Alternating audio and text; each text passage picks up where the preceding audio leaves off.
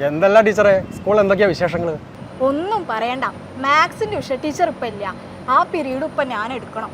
അല്ല, അതിപ്പോ എന്താ പറ്റിയേ? ടീച്ചർ പാമ്പ് പിടുത്തം പഠിക്കാൻ വേണ്ടിട്ട് പോയതായിരുന്നു.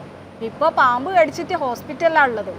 അല്ലപ്പാ, നിങ്ങൾ പാമ്പിനൊന്നും പിടിക്കാൻ പോയില്ല?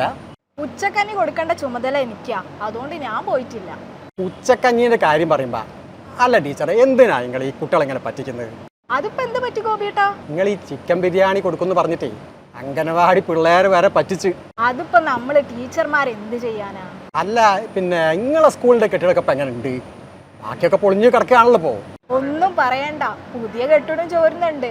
മഴ പെയ്യാണെ കൊട പിടിക്കണം. അല്ലപ്പാ, അപ്പൊ ഈ മന്ത്രി പറഞ്ഞ കാര്യം ഉണ്ടല്ലോ, ബാക്ക് ബെഞ്ചിന്റെ കാര്യമോ, നിങ്ങളെ സ്കൂൾ ഇപ്പൊ എങ്ങനെയാണ് പോയി? ഓരോരുത്തർക്കും ഓരോന്ന് തോന്നും, അതാണിപ്പോ നമ്മളെ വിദ്യാഭ്യാസം. പണ്ടൊക്കെ ഈ ജോലിക്ക് വേണ്ടിയിട്ടാണല്ലോ ഗൾഫിൽ പോകുന്നത്. ഇന്നിപ്പം പിള്ളേരൊക്കെ പഠിക്കാൻ വേണ്ടിയിട്ടാണ് പുറത്തേക്ക് പോകുന്നത്. പറയുമ്പം പറയണല്ലോ, നമ്മളെ കേരളം നമ്പർ 1.